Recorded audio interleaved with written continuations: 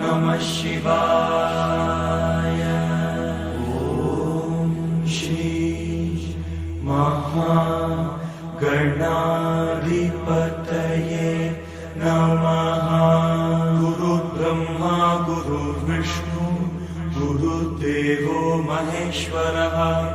गुरुः साक्षात् परब्रह्म तस्मै श्री गुरवे नमः। ॐ गणानां त्वा गणपतिं हवामहे कविं कवीनामुपमश्रवस्तमम् ज्येष्ठराजं ब्रह्मणां ब्रह्मणस्पत आनश्रण्वन्नोतिभिस्सीदसादनम्। ॐ महागणाधिपतये नमः।